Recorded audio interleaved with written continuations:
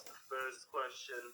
The second question is this, that who are the two main authors of the Quran? And he further explicates and explains. He says that the Talmudic Quran, the YouTube channel defending a lion. Is it defending a lion? Okay, defending lion has stated a Talmudic dilemma. And it goes like this. And his research shows that the Quran is over 50% arguing on the Talmud. So either Muhammad himself or a later Salman the Pharisee was interested in the Talmud. Okay, so that's the first question, basically. So, what is this relationship with the Quran and the Talmud, the secret relationship that it seems as though Judaism has within side of Islam? And I'll tell you this, quite simply, most people, I think you guys have heard me say before, right? The Quran is actually a 6th century work. Okay, it does not belong in the 7th century, and I would love for you lot to argue with this with me. Like, I take up the argument. Like, let's actually have a discussion on this. It is actually a 6th century work by the Abyssinian apostle of Arabia. And then you now need to go into the 6th century and kind of realize what was going on. Okay? And then within inside of those records, it quite clearly states that the apostle that needed to be sent had to be the person that was well studied within inside of the Old Testament and within inside of the New Testament. And the reason being, of course,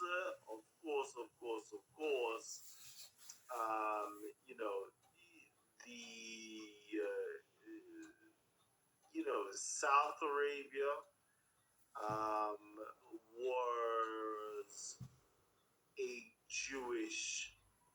To be honest with you, Arabia was technically a Jewish empire at one time within side of history.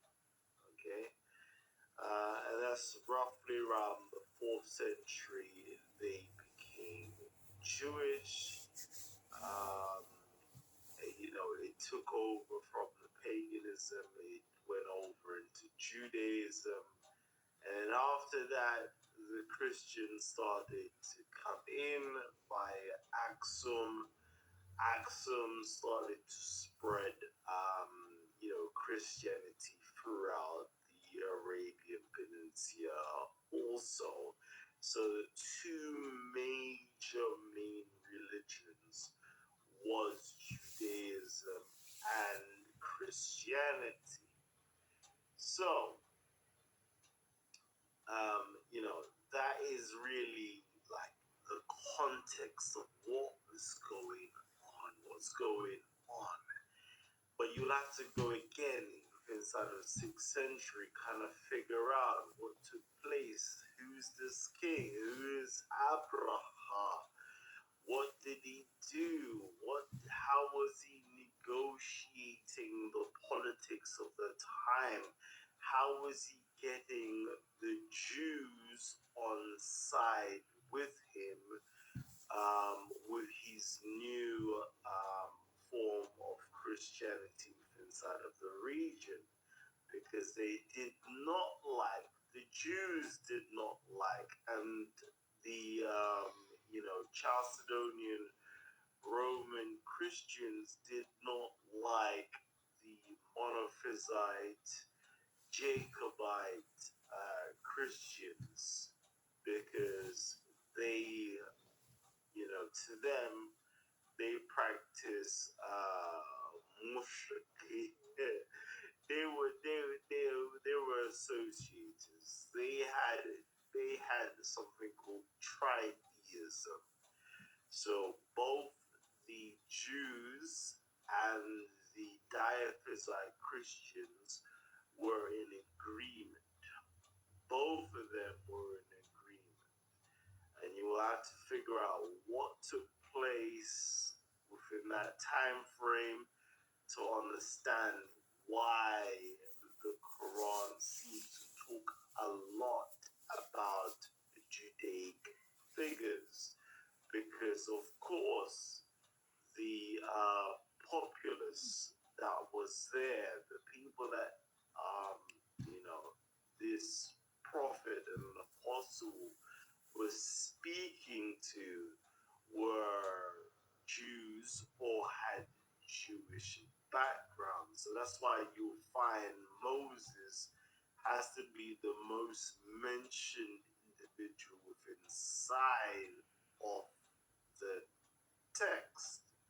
But again, it is a Christian book, and it was trying to practice something called ecumenism, okay? Where even though, yeah, you are a Jew, you can remain a Jew, but Christianity is the way forward, but we're not stopping you because they had certain literature within inside of like Christian literature, the Didache, that can tell you that, you know what, you could be a Jew, Christian, whatever the case is, judgment day comes, we will be judged, etc., etc. So let's just keep it ecumenical and be friendly and so forth. And you could see within inside of the phrase structure, within inside of, let's just say, for example, Surah Al-Fatiha. Surah Al-Fatiha is a beautiful, showcase of that ecumenicalism where, well, what am I saying about that? Anyways, where everybody's coming together. We're doing communal prayers.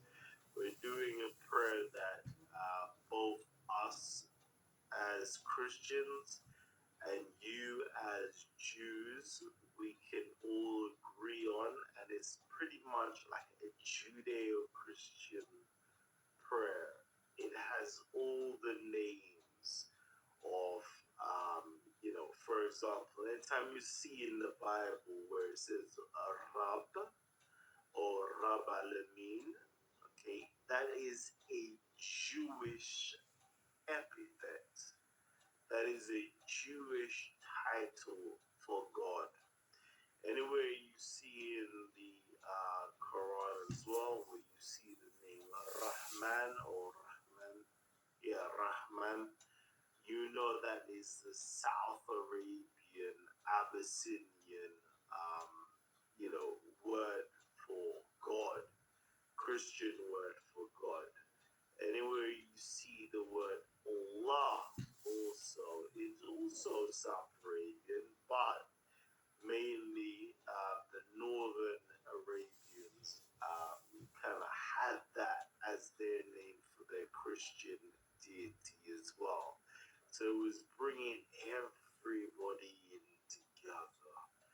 It was bringing everybody. Alhamdulillah, that's Northern Arabia. Alhamdulillah, Rabbil Alameen, Rabb Alameen. Again, yet again, is Jews. Rahman Rahim. That there again is talking about the Ethiopians. That was the title that they used, a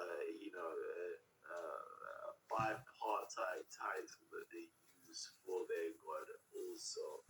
So you can just see it's all in there. Maliki, know anything about Jews, and they have certain prayers that they do every single day. It's always, God, who is known as the King of the Day of Judgment, or the King, the King, basically. Like, all of these Maliki Ahmedin, and again, that there is actually straight out of the Ethiopic, opening prayer. It's like an intro to prayer. It's like an opening prayer. Like, all of it is pretty much a nice, how can I put it? What's that pot that they make, like, plow pot, or just everything just put together. We've got the Jews, we've got the Northern Christians, we've got the Southern Christians, we've got the Ethiopians. We're all together. We're under this new banner, this new nation that's been formed, that's been created under this Abyssinian king and his Abyssinian apostle Muhammad, and we're bringing everybody together in unity. Like, it's actually a beautiful time inside the history. And as I said, like, to me, it's like this time in history, like late antiquity, this particular point in history, this place in history brings everybody together, right? It brings Jews together. It brings Christians together. It brings, Muslims together. It brings everybody. Everybody is present. And to me, it's baffling to me that more people from other faiths don't take the time out to kind of learn what was the Arabian context from which the Quran emerged out of. Because it's talking about Jews. Hold on, I'm Jewish. My Jewish ancestors were there. What was going on? Let me take time out to research and actually add 2 cents to the to this topic. Full stop. Oh, Christians were there. Oh, let me just research a little bit longer. Oh, wow. Oh, Ethiopians were involved as well. Abyssinians. Blah, blah, blah, blah, blah. Like, to me, I don't know why more people are not into this. Like, because to me, it's like, it's the most fascinating time within inside of history. Like, I love ancient Egyptian history, right? But does it connect with anybody today? I don't think so. I like Greek philosophy. Does it connect? Does it like traverse like that? Actually, it kind of does. But yeah, it does actually, because everybody takes from Greek philosophy. So it's like, it's like a nice melting pot of everybody just coming together. You can just like learn. Anyways, yeah. Anyways, let me just quickly go and check the comments before I keep on talking. Are you a Zionist? Am I a Zionist? Can you imagine? I am not into politics too tough, so I don't even fully comprehend what a Zionist is. Very much so blessed. I'll tell you that for now. Let's have a small conversation on your Islam with authentic Islamic text. Oh yeah, cool. Send me an invite. You'll find me kalam at live.co.uk.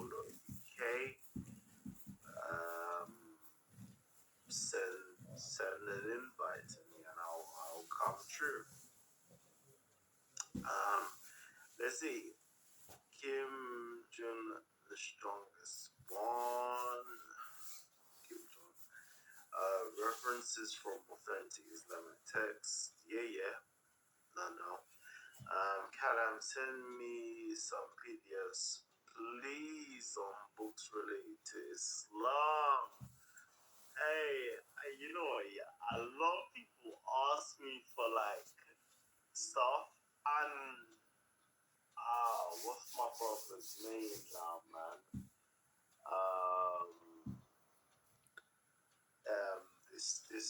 This moment in the history, I love talking about it. Let's go in a little bit more. I live with Nigerians, good people, good food, yeah. I am scientific, I am academic minded. Okay? That's all I know. I am not, again, I start to keep telling you, I am not a believer. My religion here teaches me I am not allowed to believe in anything. I have to question everything, because on that day of judgment day, yeah, and your good Lord asks you your questions, and you said, yeah, I simply believed or accepted because my man said it. Yeah, that's no good enough answer, my G. You need to know. Yeah? I think all of the monotheistic deities out there, in terms of like what most people are familiar with, their God is the God who is all-knowing. He's not the all-believing. He's the all-knowing. He's asking you to know stuff, to bear witness. Yeah, to bear witness to stuff. And how do you bear witness? You bear witness with your five senses and your intellectual, rational capabilities. And again, most people are claiming stuff and saying stuff when they have never seen, heard, tasted, touched, smell, rationalized something, but they're just claiming it and believing it. And it's like, I don't have time for that. Okay? I cannot confirm that. If you know the ways they're like, what a trick that I always do to myself here. If I had to lay my life down on the line to put forward an affirmative statement, or one of my children's life down on the line for an affirmative statement, a claim that I'm making, am I happy to do that? If not, if you can't say, yes, this is that, yeah, we fall know you need to go back to the drawing boards, or simply say, I do not know.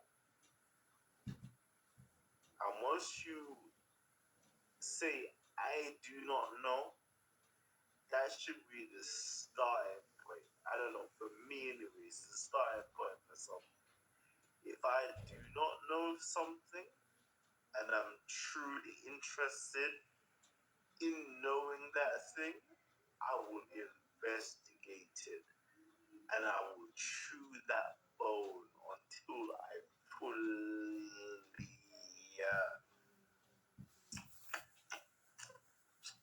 understand everything it has to offer. Okay. Little Scotch buddy.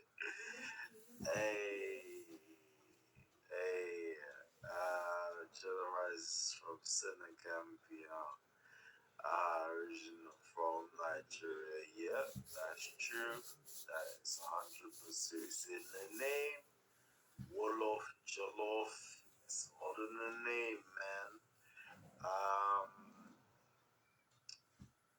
You're my belly brother still. Quran chapter 5 verse 101 does not allow Muslims to question, read, and understand Quran. You have to quote that. Quote the Quran chapter for me. Because I'm not in front of my computer right now, so I'm not even gonna look at it. So quote it, and then we can actually, discuss that. But even the hot ones, I mean, okay, English traditional religions was nearly wiped clean. There is only tiny bits left, only a few Anglo-Saxon texts, or what's that thing? What's that place called? Salisbury.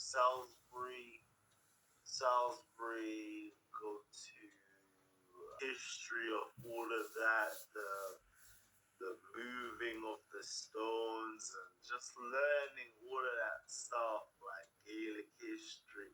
Like, I love all of that stuff. All of that stuff is a bit of me. Yeah? Mythologies is a bit of me. Okay. You thinking of one. Until you look in the mirror, yeah.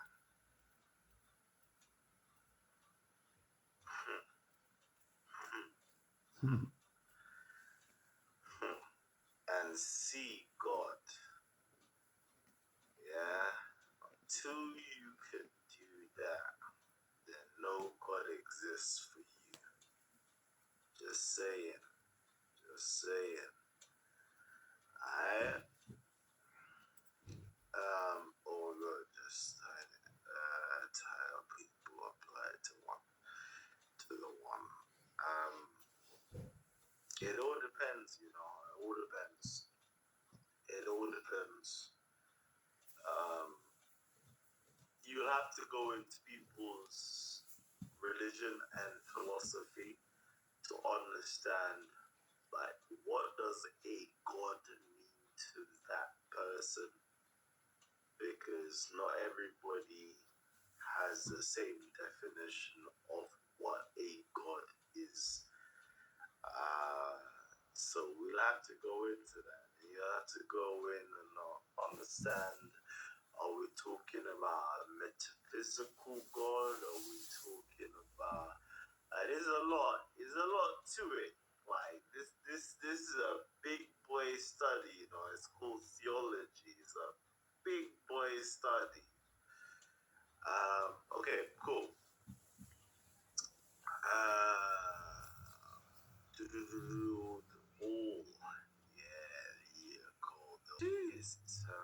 Barbecue base. There you go. Do you have a Facebook account, Kalam? Yes, I do, and it is, I believe, kalam.sp.el.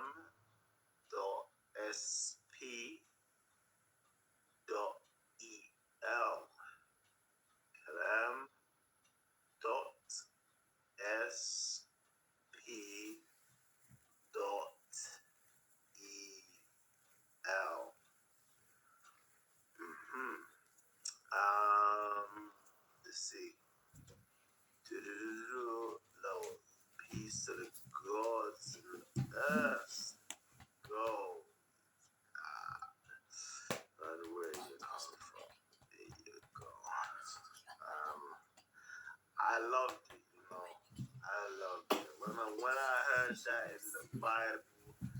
I read that in the Bible. I said that ye are gods. You know? I'll never forget the last bit. But you will die like you will die like medical. So yeah,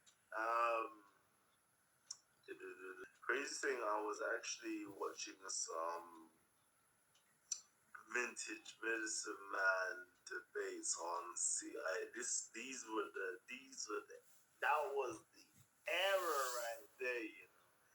That was the era. So yeah, let me quickly check. So I had a question from one of the community members. Okay, the Quran, Talmudic. So yeah, so a lot of the people were Jews back then.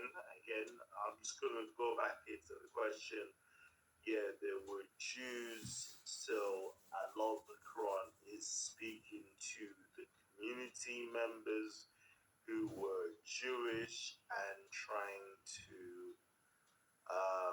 guide them on a slide towards being better Jews or come over on like outside and become Christians, but no pressure technically. Although there are alternative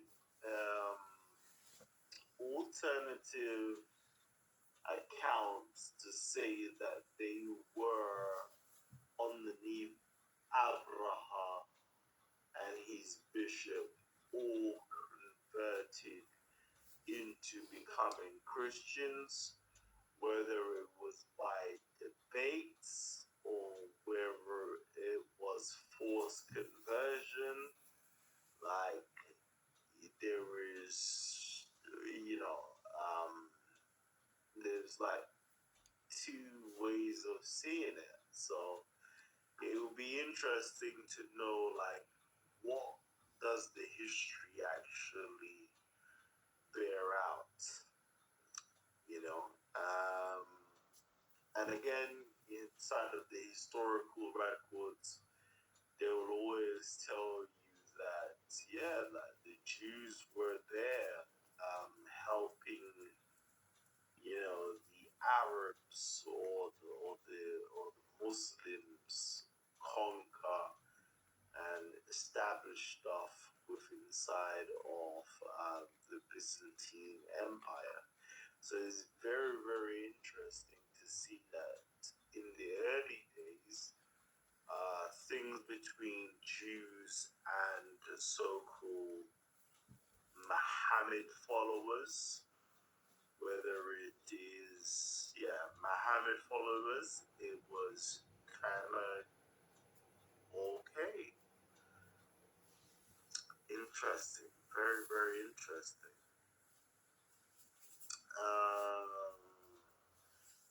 Let's see.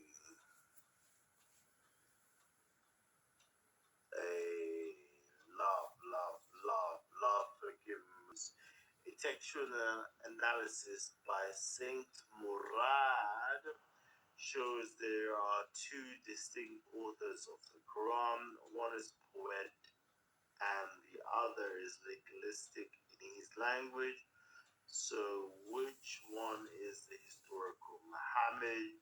Could his brother Case be the poet?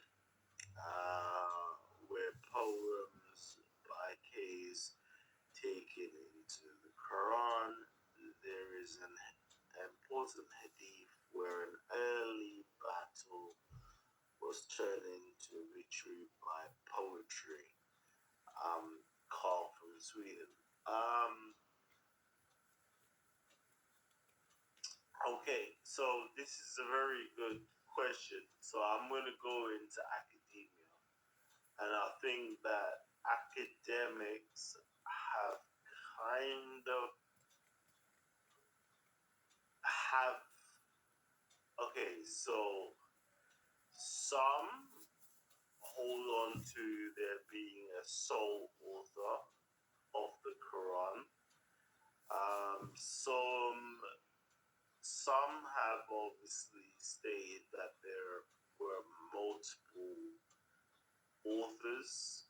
So there's the multiple author theory inside of academics or Islamic studies or Quranic studies, to be more precise. So there is that diversity of thought inside of academia. But then there's another layer as well where I think most academics would also say that there is, by doing textual criticisms and just like going through the source itself, you can see that there is a redactive layer within inside of the Quran. It's very interesting to kind of figure out the redactions and the corrections inside of and interpolations. Actually, interpolations have also been added towards the Quran as well from the editors. So it's very interesting to kind of see that the academia is like way ahead, because this conversation now I'm saying now, like the normal Muslim will be like stuck full, but it's like within inside of how can I put it, Islamic traditional literature,